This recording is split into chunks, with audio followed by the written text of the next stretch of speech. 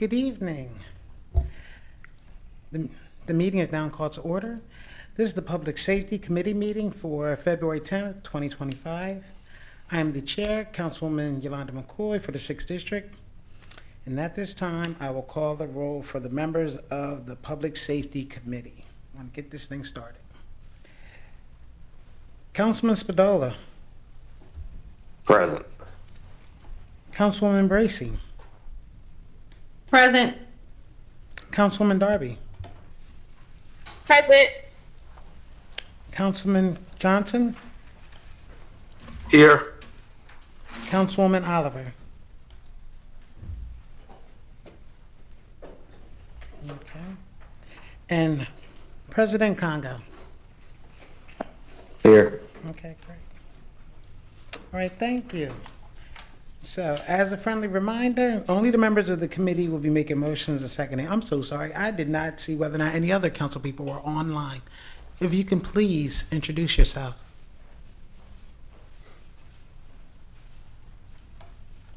Was there anyone else online? Okay, good. All right. Okay, thank you. All right. So, we have our agenda actually appears to be short, but it could be extensive. We have some end of the year things that we wanted to take care of and take a look at. I've invited Chief Wilfredo Campos from the Wilmington Police Department and also Chief Looney. Chief Campos, if you would not mind entertaining us and speaking to your update first. Oh, I just would like to acknowledge Councilwoman Oliver's present. Okay. Oh, and Councilman Hackett. Present. Please join us.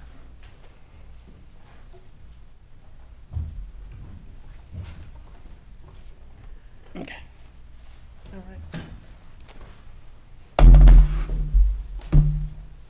Thank you for your patience, Chief Campos. You can begin when you like. Thank you. Good evening, Madam Chair, Council President Congo, committee members, and other council members in attendance as well. I just want to say before I begin, I want to thank everyone for giving me the opportunity to share this end of the year report. As you know, last month we released our 2024 comprehensive year-end report, which is about 16 to 17 pages long, so I'll spare you that. I did create some highlights to include some data, some analysis, and other information in the report about the great work that we've done in the past year. At this time, I would say that some of the highlights are when it comes to overall crime statistics are on page 6 or in the report as well. But in 2024, we saw an 11% reduction in shooting incidents. 81 total shooting incidents, as you know, 81 too many in my eyes and in everyone's eyes as well. But this is a reduction from 91 in 2023. What this does is represents the third lowest number of shooting incidents in the past 20 years. There were 72 incidents in 2018 and 76 incidents in 2005.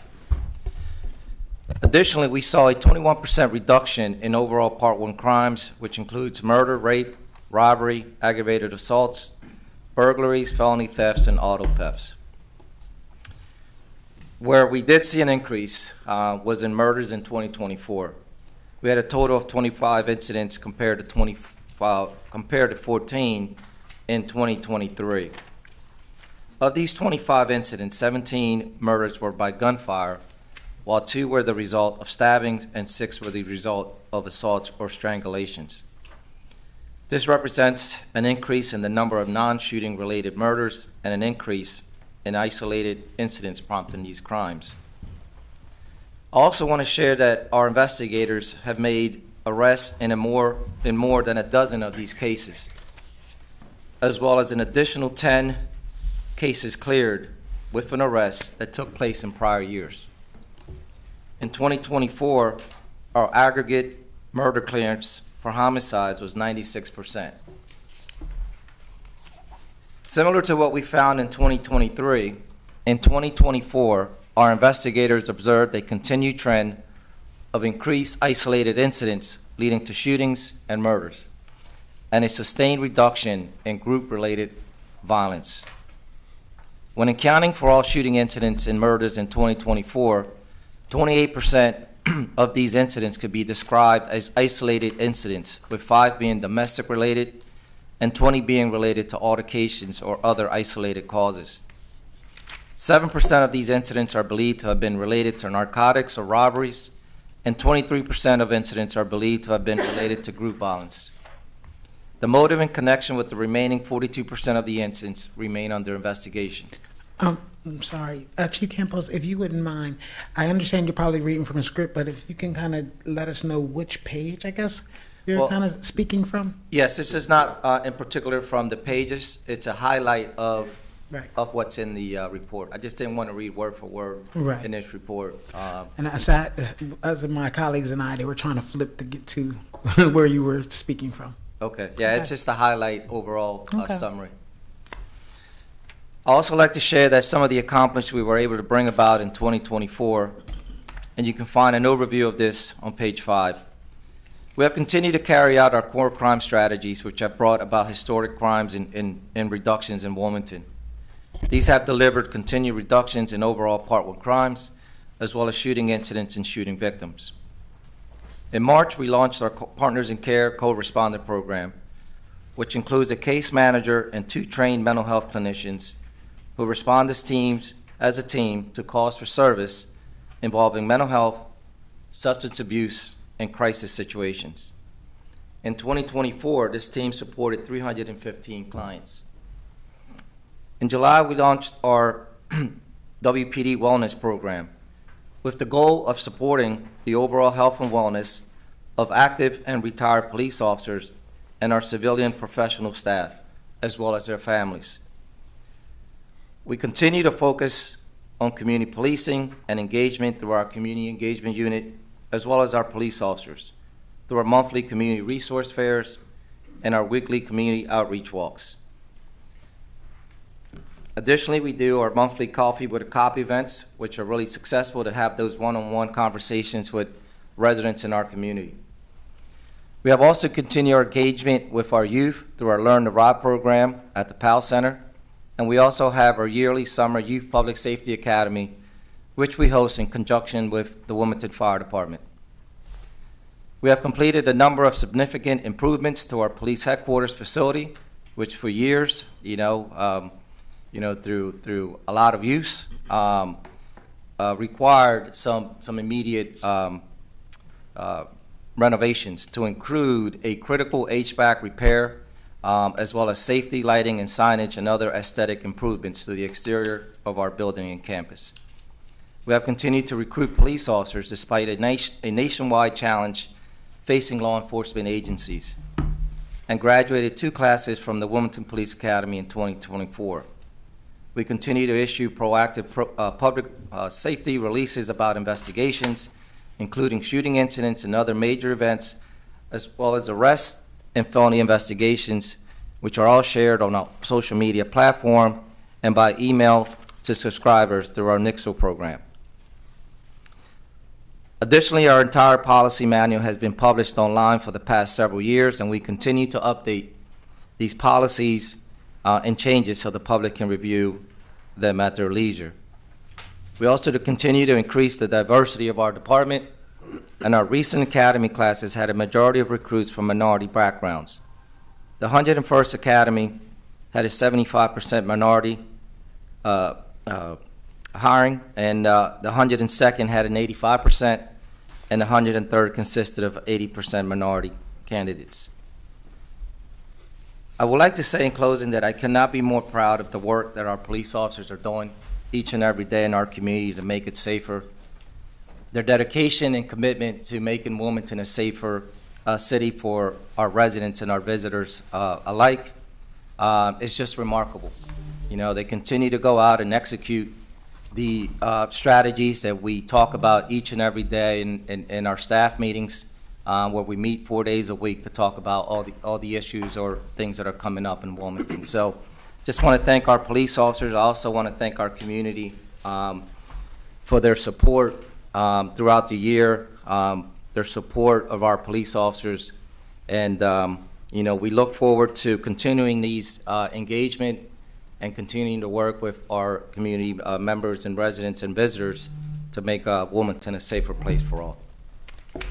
Thank you. Thank you. Thank you so much, Chief. Does there anyone have any questions? Because I did. Oh, yes. Councilman Hackett. Chief Campos, I just want to say congratulations to your team and the great work you've been doing. The community outreach walks, I've been on several of them. They're very impactful. I think it's a lot of collaboration that goes on with that. So thank you for continuing those. Also, two of your officers did a great job for the Thanksgiving turkey giveaway. So thank you for being in the community and doing some community policing. So I appreciate that. Thank you, Councilman. Thank you. Did you have anything? All right. Okay. All right. So, Chief, one of the questions that I actually had was you stated 96% was cleared cases. Was I correct in writing that down? Yeah, that's the aggregate percentage. So what it is since we had 25 homicides last year, with a little bit more than half of those being cleared, when you add in the other 10 that we made arrests in 2024 from previous years, some of them which we consider cold cases, the number comes out to about a 96% when you compare it to the 25 number. So in other words, we made 23 arrests last year for homicides and we had 25. Okay. And so you stated that 10 cases you managed to clear from your cold case. From previous years, yes. That is commendable. All right, now this may be a little tougher question. This is about, do you have any comments or maybe an idea about the fact that the difference between the murders and the shootings incidents? You did state about, that some things were a little, I guess the gang violence or the group violence, whatever, has decreased. Would you be able to elaborate a little bit more on that? Yeah, so what we try to do when we have these incidents that occur, our investigators try to get down to the root cause of what the motive was behind these incidents, right? Not only to be able to solve the cases, but also to formulate action plans of if there's a group conflict going back and forth, right? So we try to determine, was this robbery related or this homicide related to a drug investigation where, it's something where a drug deal went bad? Is it domestic related? Is it group violence where groups are in conflict? So we try to get that down and narrow it down as much as we can, not only because it's important to the investigations, but also, again, to try to formulate plans of what's going on with this homicide. Is there going to be a retaliation because there's a group that's in conflict? So those are the things that we try to drill down. And what we've seen is that for the last few years, that group violence, especially with some of the indictments that we've put out through working with the Attorney General's office, has made a big difference on holding some of these groups responsible for some of the violence that's occurred here in the city in the last 5 to 10 years when we go back. Okay, thank you. I did have another question, but I see one of my colleagues has their hand up. Councilman Willauer, you had a question? I didn't have a question, but I had a comment. I just also wanted to thank Chief Campos and your team, especially the community engagement officers who come to civic association meetings, talk to residents, they solve problems, and they deal with policing issues, and people feel like that's somebody that they can talk to around the public safety issues that they're facing. But they almost act like coordinators of city services. And, they bring in L&I, they've coordinated resolving issues with parks. And I just want to thank Captain Campos. I want to thank you and Chief Campos. And I want to thank Captain Rosario, who has done a lot of really great work, and his team. Thank you, ma'am. Thank you. And my apologies for not acknowledging your presence on Zoom. Thank you so much for being present for the meeting. All right, so Councilwoman Oliver, you had a question? Sure, thank you. Chief Campos, I too would like to thank you for the community outreach work that your staff has been communicating in various districts. My question is, I see you said the patrol, what's the percentage or what's the difference you're making and the foot patrol in communities? Well, we encourage every police officer in our Uniformed Services Division to get out of the cars, engage the community in between calls for service. What is difficult right now is that we're about 26 police officers short of where we should be, our authorized strength. So most of our officers, where they find themselves is, going from call to call, right? So there's very little downtime when it comes to being able to get out of the car, engage people when there's not a crisis or something, they're answering a call. So that's the difficult part. But that's where the community engagement unit has been able to pick up some of that, is by going to community meetings and talking to the folks and listening to them and seeing what the issues are in one particular neighborhood, because it may be different from another neighborhood, and then working together with those residents to make sure that whether it's something as simple as a parking complaint or someone selling drugs or vacant property, making sure that those residents are being heard, and then getting back to them, which is just as important, so that they know that, hey, we did take care of this, or we're still working on it, or we need more time. So those are the things that we're encountering with this recruitment crisis that we have going on. I start to see it. I'm a little optimistic. This last process that we had, or we're currently in, we have 15 potential candidates to join the police academy at this time. So it's still in the process, so we may lose a few because the process is still going on, but I'm optimistic that these numbers are going to change for us as we move forward. May I follow up? Yes, ma'am. When you say you may lose a few, is that something going on internally? No, it's because of the process itself. We're still doing the medical part that goes on. So things that are out of our control that we may lose some candidates. All right. Want to Jen, finish? you wanna follow? Yeah. All right. I just wanted to also thank you for the work you've done in the 3rd District. But as I stated to you before, my problem is the corner stores that's selling the marijuana and doing other various things that's causing people to hang on the corners. So that's one of my major problems in the 3rd District, as far as the loitering. When you ride past various places in the 3rd District, they're all corner stores that they're hanging out. They're not hanging in front of people's houses. It's normally a corner store. And we've had this discussion. It's because they're selling a lot of illegal products in these corner stores. So if any of the officers are riding by any of the corner stores in the 3rd District and see a lot of loitering, that's what's going on. Okay. All right, thank you. I would like to also suggest to engage with the Department of Alcohol, Tobacco, and Enforcement when it comes to those types of issues. I said they have definitely brought more attention to things in my neighborhood, but it could get better. Understood. Okay. I just wanted to ask another question too. When you talked about your police academy and that you graduated 2 classes, what are the total number of new police, like within the last year?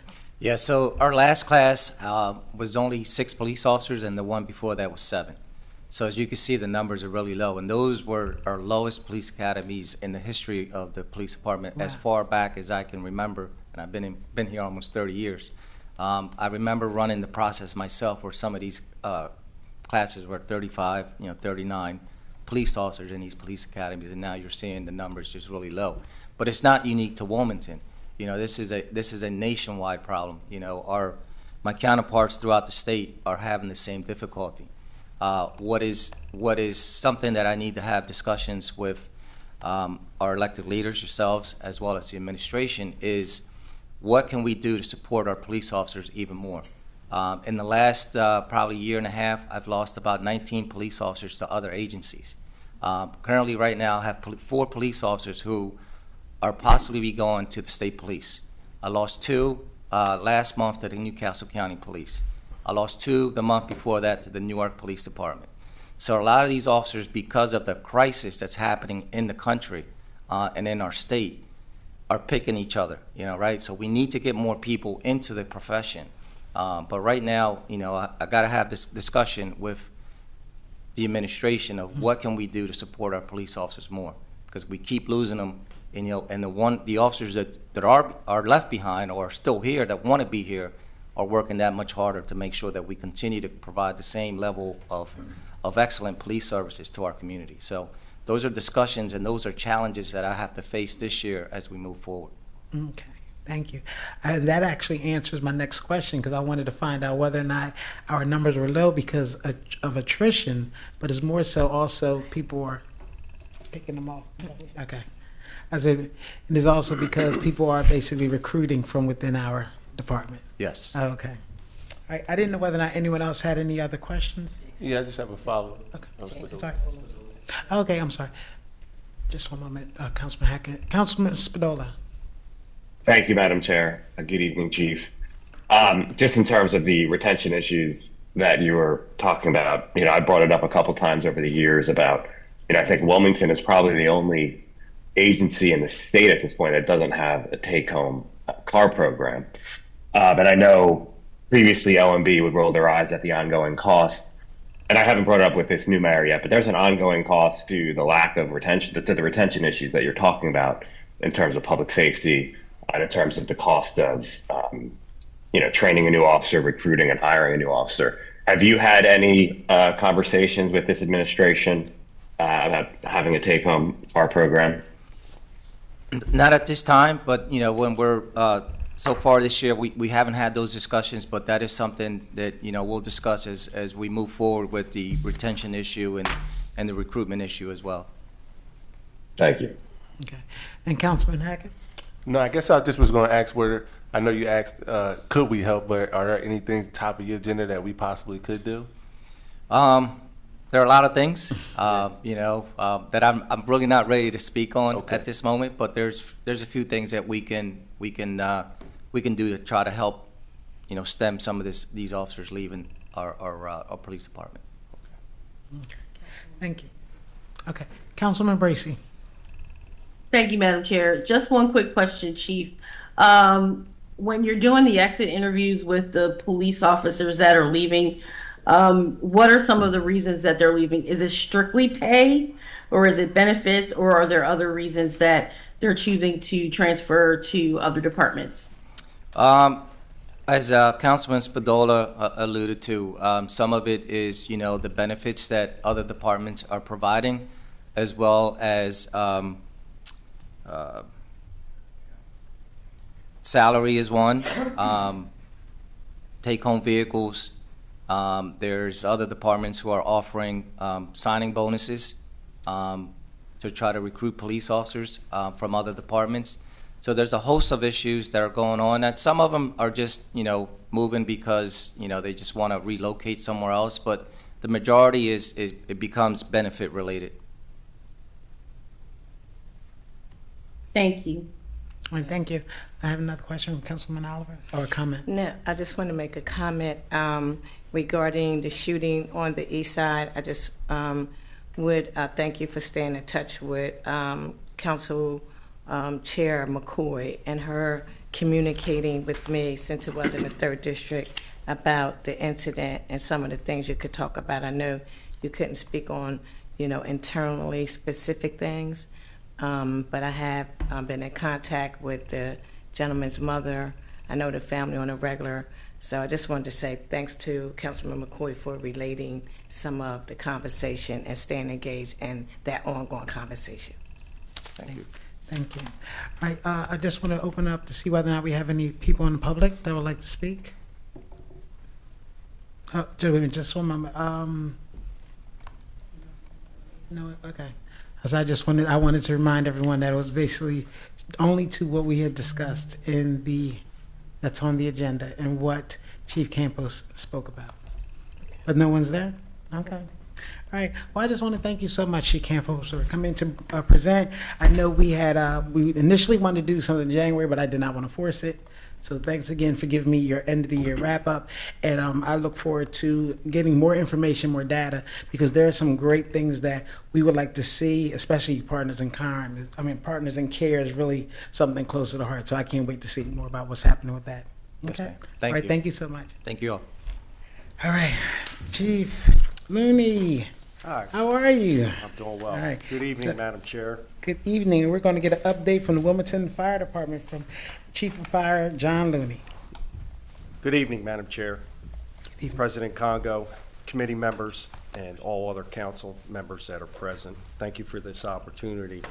The questions I received were related to our current hiring process or our current recruitment of our academy, along with our smoke detector program and some stats from our last academy. Currently, we're starting the year off 2025 with a hiring process that is currently underway. Applications opened on January 20th and they close on February 28th. All of the council members should have received my email last week looking for assistance in recruiting, also identifying we have an independent webpage separate from the City of Wilmington's webpage that we use for our recruitment.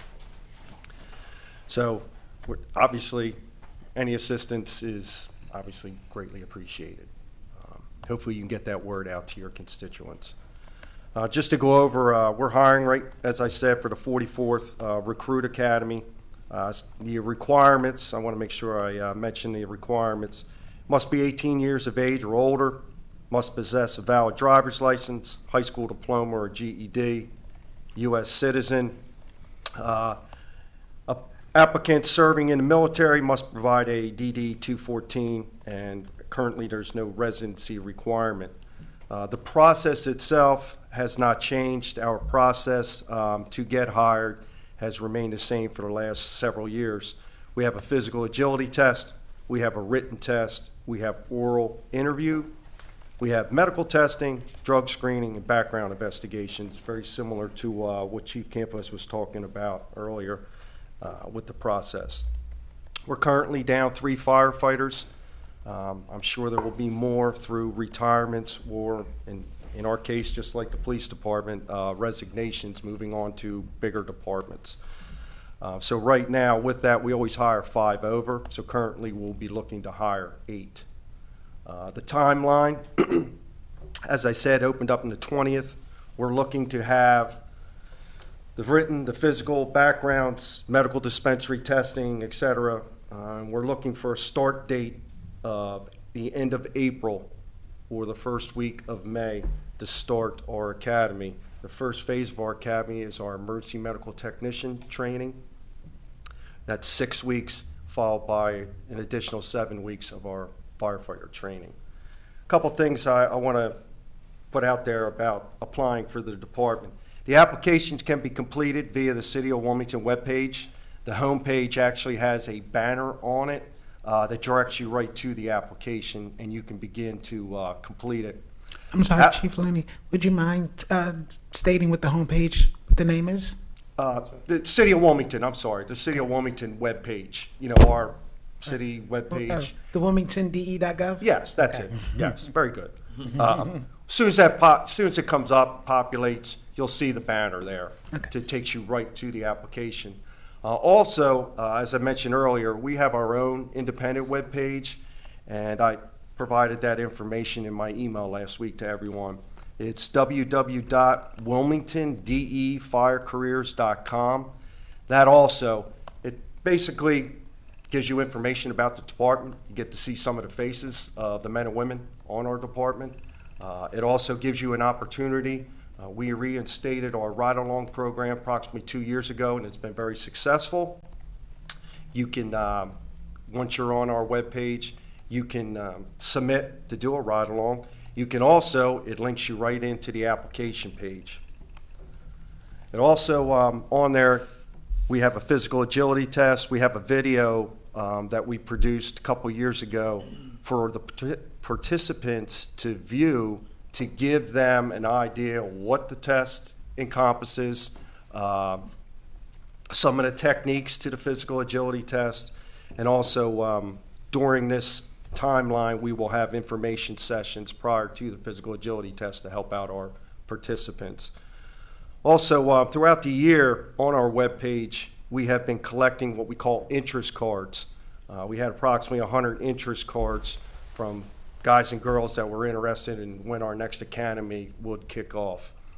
Once we went live with our applications, those interest cards, members of our safety and training unit, they contact everybody that has submitted an interest card to let them know applications are opened up, and here's where you can go to complete your application.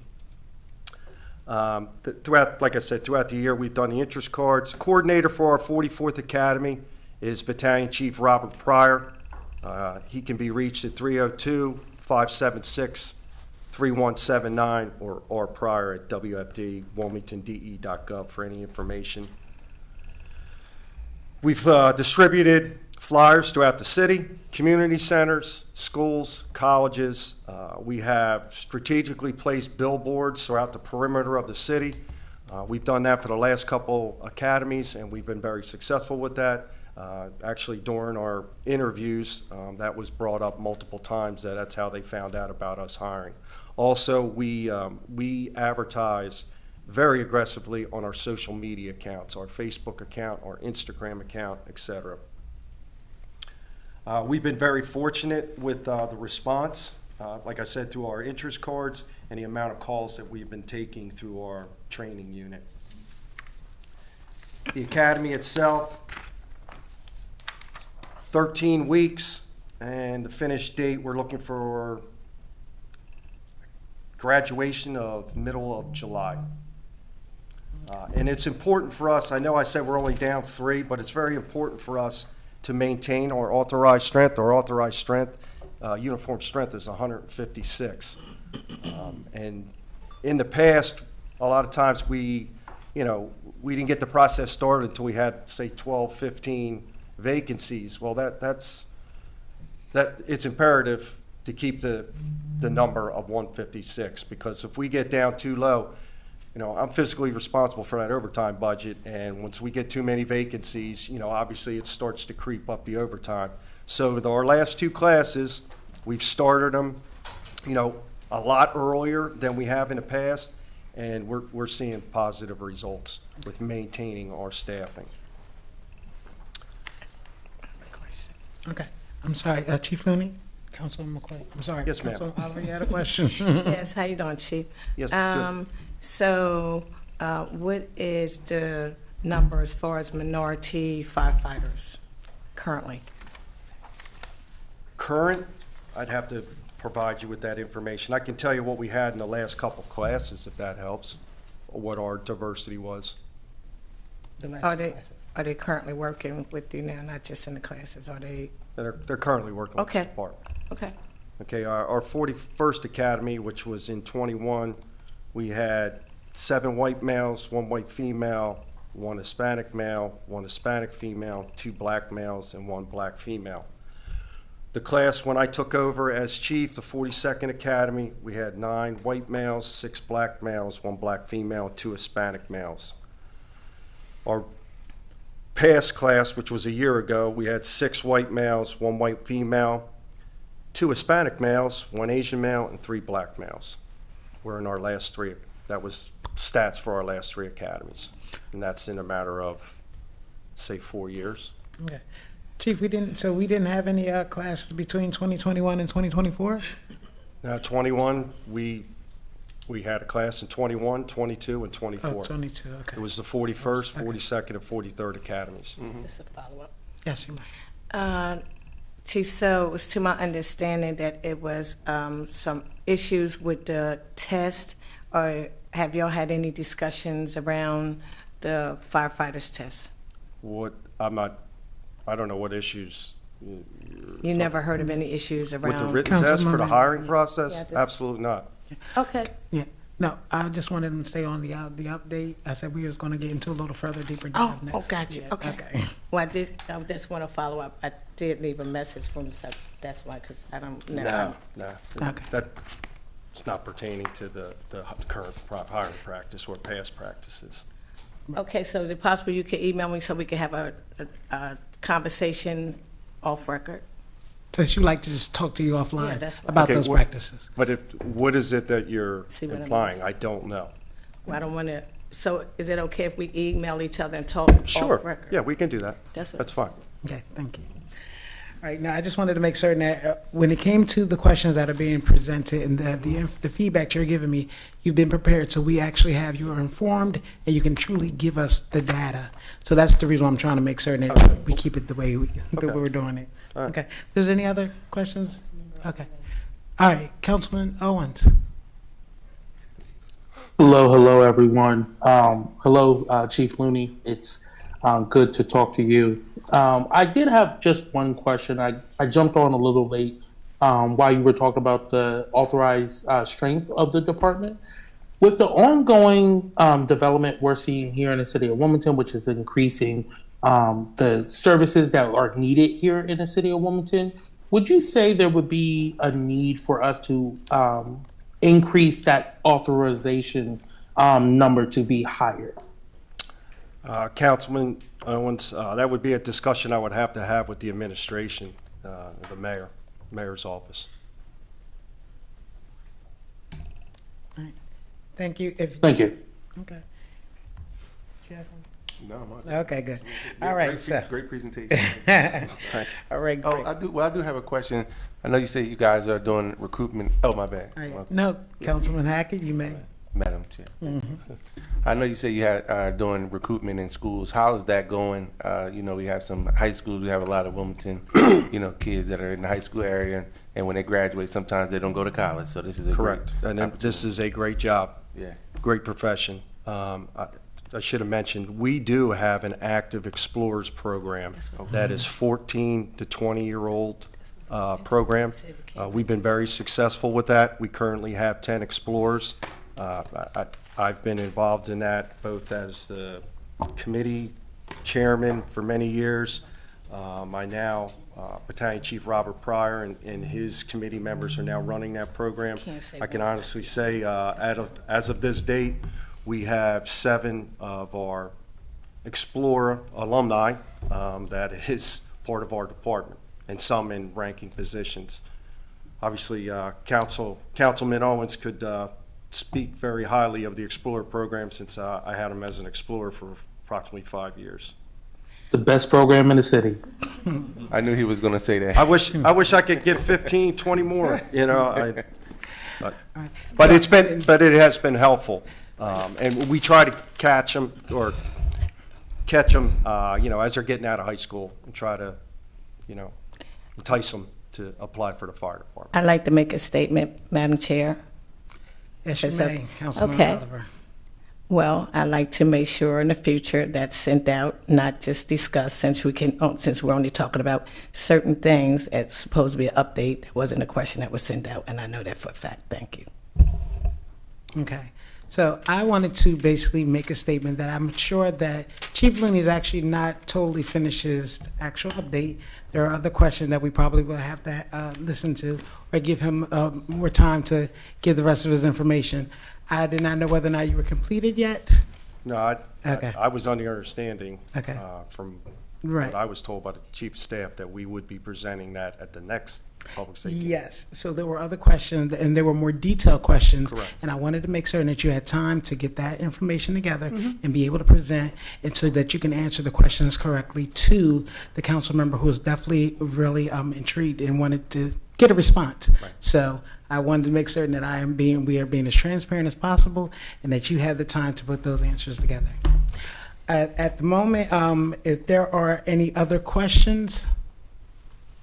I would also, if I could, ma'am. Yes. The smoke detector program, which was also asked of me. Yes, please. I knew that you wasn't quite Wilmington finished. Fire Department, what's that? As I knew you weren't finished, but continue. Well, this is important. I want to make sure we get it out here. The Wilmington Fire Department manages a smoke detector and carbon monoxide detector program. City residents qualify. You must own and reside in the property in which you are getting smoke alarms. Smoke alarms are not provided for our rental properties. The division of the fire prevention division manages a program. It's under Public Education Specialist Fire Inspector Hank Rose. And I can forward you this information of the numbers. It's actually on the City of Wilmington, wilmingtonde.gov webpage. But our smoke detector and carbon monoxide hotline is 302-571-4361. And that's managed, as I said, by Inspector Rose. He contacts those that reach out for smoke detectors, and from there, it's scheduled. One of our suppression companies, either one of our 6 engines or 2 ladders, will go out to the home and install those smoke detectors. And on a lot of occasions, when we're out on medical runs or fire responses, and we notice that homes, are not equipped with smoke detectors, we will make every effort to make sure before we leave, we provide them with smoke detectors. So that's what I had on that. And over the past 5 years, WFD has installed approximately 4,400 smoke detectors through a partnership with American Red Cross, Sound the Alarm Vents, Lowe's, and WPVI Channel 6. And I will forward you that information also. Thank you. All right, were there any other questions? Oh, Ms. McKnight, Ms. Bass-Knight? Yes, I just want to just make a statement because it was mentioned about recruitment. I just want to make sure everyone is aware that City Council did pass an ordinance and a resolution establishing a residency assistance fund. And within the residency assistance fund, it does provide funds for relocating. So I just want to make sure everybody was aware of that. That could also be an opportunity when you're doing like advertisement or something, trying to get people to get jobs here in the city. Just want to make sure everybody was aware of that. Thank you. Thank you. Thank you. That's important information. Okay, so do we have any other council members or anyone from the public? Do they have a comment? Okay. Okay, good. All right. So, well, thank you so much, Chief. I will make certain that the information that Councilman Oliver was actually requesting, that will be added to that information that you'll be able to provide next month, okay? All right, ma'am. Thank you. All right. So thank you very much for providing us that update, and I look forward to seeing you back here in March. Okay, thank you. Okay. Everyone, have a good night. Thank you. Right. Thank you. We have one more presentation. All right. So we have a presentation on the point-in-time count and code purple sites for Housing Alliance of Delaware. If you wouldn't mind coming up, introducing yourself and giving us some information. Do I need to push a button here, or is it And that should be I can't tell if it's working. Okay. Thank you so much, Madam Chair, for having me. My name is Rachel Stucker. I'm the Director of Housing Alliance Delaware. We have our offices here in the city of Wilmington. We are a statewide organization, and I was asked to come and talk about the point-in-time count and some homeless services that are available here in the city during the cold weather. Yes. One of the things that our organization is responsible for is making sure that Delaware conducts a point in time, which is a one-night snapshot of homelessness here in Delaware. That we do that once a year. It is any community that gets federal homeless assistance funds is required to conduct that annual count. And like many things, what we do is we roll those numbers up, we report them up to the federal government, and sometimes you might see those annual numbers that get put out at the federal level from the U.S. Department of Housing and Urban Development that say this is how many people are experiencing homelessness in the United States on any given night. Our numbers from Delaware are a part of that national count. So we conduct that count statewide here in Delaware in January each year. That's because that's when we are required to do it. We have to do it in the last 10 days of January. And again, it's statewide, and we get data from all kinds of places to give us those numbers. So we get information and data about people who are sleeping in emergency shelters and transitional housing programs in our communities. Some of that is through a paper survey. Some of that is from organizations who are already contributing data about who's in their program through what's called the Homeless Management Information System that we administer. We have over 100 volunteers that help us each year with the count, because the other big part that we do, so we send volunteers to like cold weather shelter sites to fill out the surveys and conduct the surveys. We also have volunteer teams that will go and help canvass outdoors to identify anyone who's sleeping outside in encampments, in, under bridges, in parks, on the streets in general. And again, that's statewide.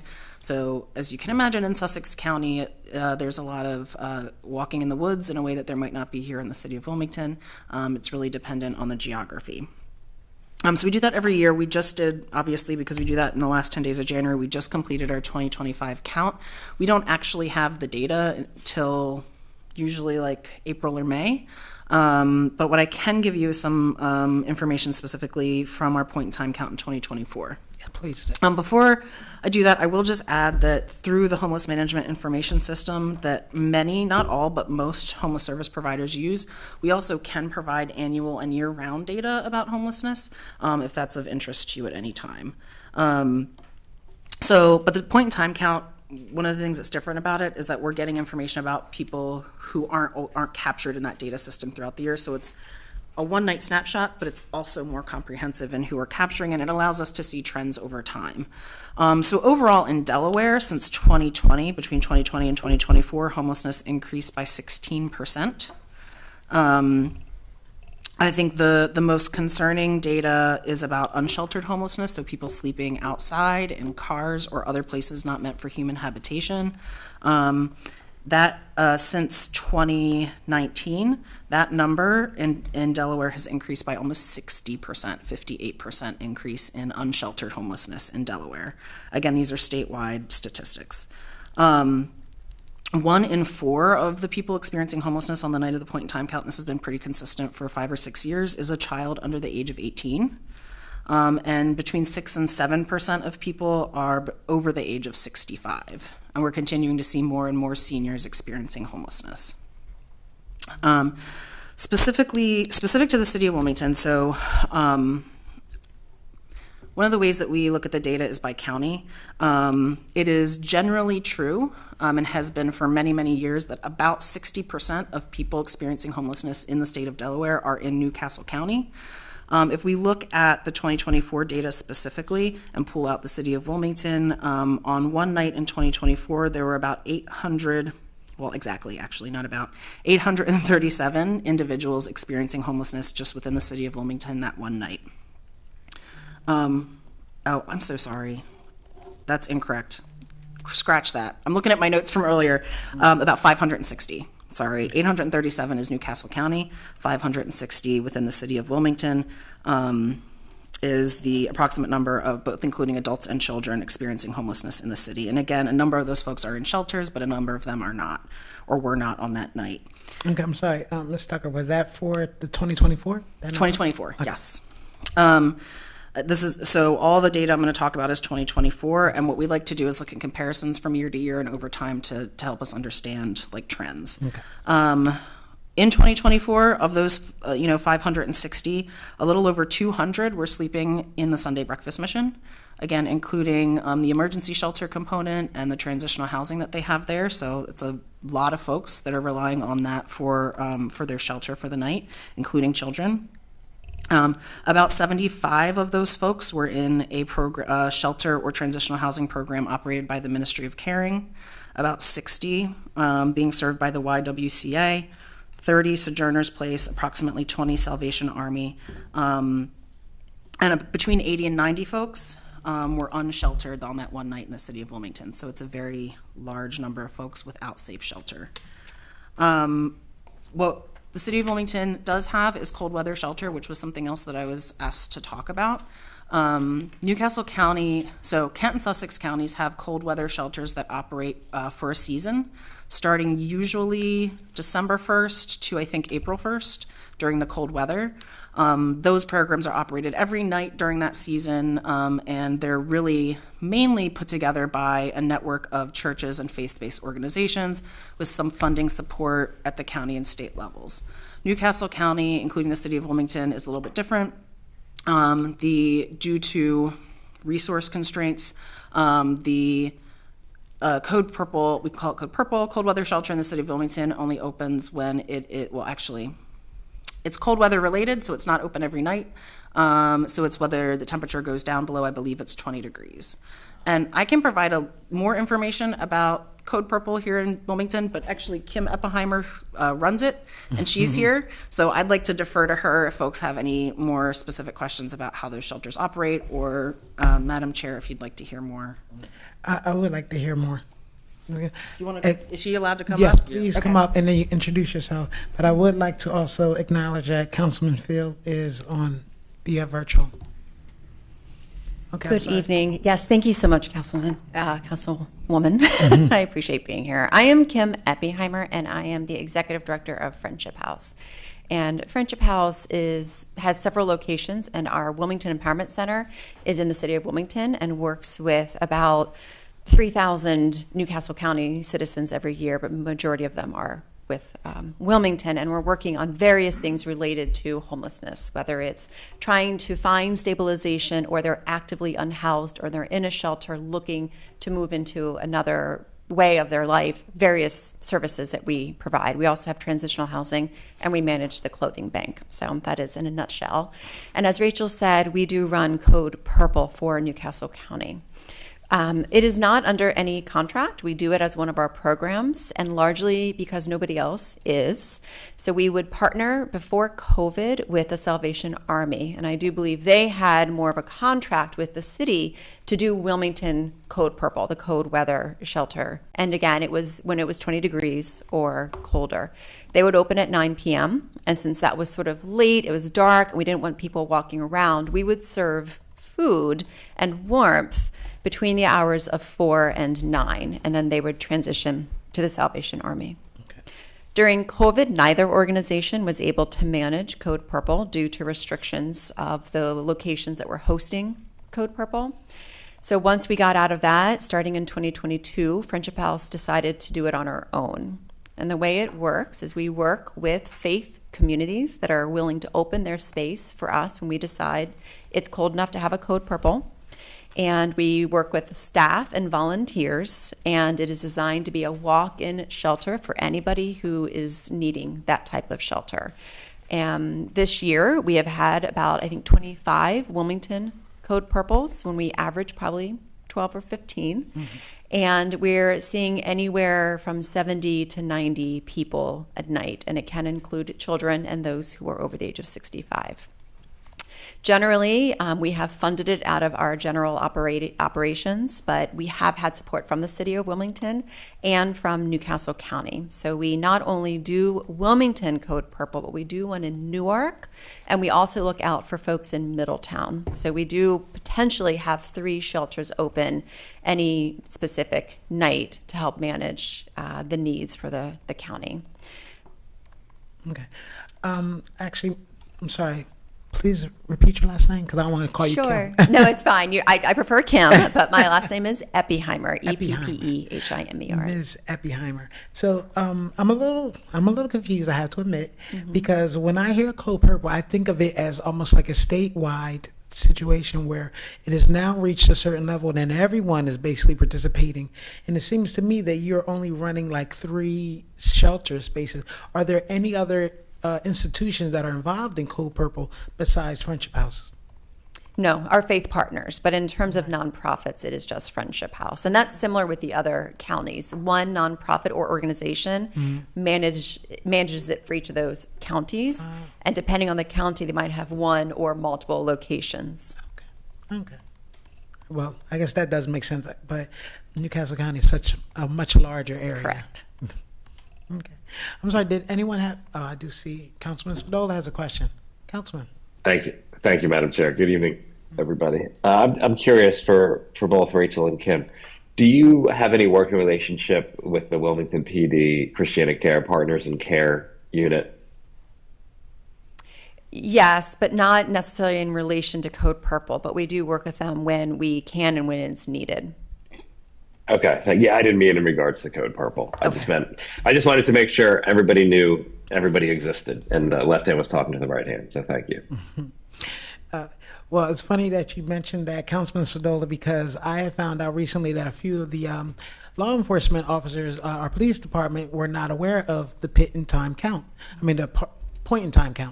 So I was really, in knowing that this was coming up, I was really like, more people need to know what each other is doing. So, Agreed. All right, I didn't know whether or not anyone else had any other questions. Okay, was that any questions from the public? Okay, I do have, all right. Okay, Councilman Owens. Thank you so much, Madam Chairwoman. Kim, it is good to see you. And I thank you for taking on this work. I volunteered overnight a few times with the one at Sam's Church. I wanted to ask you, what was the funding levels that you used to get from the city in partnership, or what was that funding that went to? I think you said the Salvation Army. I cannot speak to what the Salvation Army had and what their contract looked like before COVID. We approached the city of Wilmington. I want to say last year was the first year that I formally approached them for funding, and I believe it was through CBDG that we received a grant for $6,000. And last year we didn't spend all of it because we didn't have sufficient Code Purples. It was a pretty warm winter. This year, we have gone way over our budget, and I approached the city, and they were able to reopen that contract, was able to draw on that, and then they agreed to committing $12,000 for it this season. My estimation is it'll probably cost, if we include the entire county, close to $25,000 or $30,000, and the city probably closer to 18 of that, because our Newark and Middletown location are much smaller than in Wilmington. And then I applied for next year's CBG as well for this. So I'm grateful for that commitment. I wish I could say it was more and that it would cover all the Code Purple costs, but at this point, I am pleased that they were able to do something, and they responded rather quickly when I asked. That's good to hear. Mm-hmm. All right, Councilman Willauer. Thank you, Madam Chair. I want to just thank you, Friendship House, for coordinating Code Purple. And, in this cold weather, you can see how many people are utilizing those services. And I guess my question is are you doing planning for kind of what kinds of support you think you might need from the city of Wilmington, next year, and what are some of the unmet needs that you're seeing around Code Purple and around homelessness kind of in general, and is there a way that you see greater opportunities for the city to partner with you on meeting the need for people who are currently homeless, and then also moving people from homelessness into housing? That is a very loaded question. And Madam Chair, you may have to let me know when I have reached my time limit on this answer. I will attempt to keep it high level. There's a lot we can do for our community in Wilmington. I think there's quite a bit that we could do as partners, as well as with the city and here in this room. I would say the most pressing needs that we are experiencing through our Code Purple program are around the housing need. So there needs to be more shelter options that are year-round. And we really need to address that there is limited to no housing options for them, which would include accessible as well as affordable housing. One of the challenges we're seeing as an unmet need is easily and more accessible assistance for substance abuse disease as well as mental health. And so folks, not everyone who comes has either of those issues. Some have neither. But those that do, and it's untreated, it is a little more challenging for us to provide them safe services, especially if they need attention. And so we do rely on the police to help when we are trying to navigate a crisis. We rely on our partners as much as we can with local health agencies as well. But when it's 2 or 3 in the morning, it's a very different situation. Right. The last thing we want to do is ban someone from coming, but when it's a safety issue, that is one area. Right. So trying to manage that and resources for that would be helpful. Thank you, Kim. I just wanted to let Councilman Willauer know that we definitely wanted to stay kind of contained into what we asked them to, the information we asked them to bring forward, which was the pig count and also the status of Code Purple and how, what that actually looks like, because a lot of people were not quite aware of what was taking place here within our city in January every year. So, I'd be more than happy to invite them to come back to do a deeper dive if they would like. I say it seems though that may be what's going to be happening at the Public Safety Committee meetings. I would be happy to come back and share some more information about homelessness. Thank you. Likewise. Okay, so I didn't know whether or not, did anyone else have any other questions? I wanted to make certain that everyone got a chance to ask. We can invite both Kim and Rachel back, or separately, because it seems like they are. It's not exactly the same. Housing Alliance of Delaware is, they are more so advocacy, policy, and things of that nature. Whereas though Friendship House direct service, yeah. So that's going to be two different type conversations that need to happen. Okay. So if no one else has anything else to say or questions or comments, okay. Well, I do thank you both for coming out and giving that information. As I stated, I've heard about the pig count for many years, and I was really surprised that more people didn't know about it. I really wanted to make certain that we get that information out and also raise the awareness about how many people are truly unhoused here within the city. Okay. I know this is something that, both administrations had talked about. It's a little bit more than just a regular social ill, because this is something that's been going on for a long, long time, and it's starting to really increase. So we want to see if there's any way we can do to help, to be a part of this. Okay?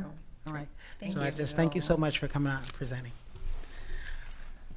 All right. So, ladies and gentlemen, this is the end of the Public Safety Committee meeting. Before I actually adjourn this meeting, I just want to say congratulations to the 2024 Super Bowl champions. Now, you see I got my Eagle shirt on.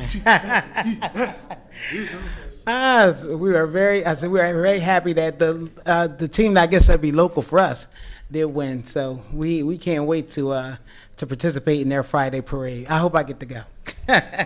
Falls off work. Oh, I don't know about that. All right, that's it. But if there is nothing else, then I would like to be able to adjourn this meeting. If I can get a motion to adjourn. So moved. In a second.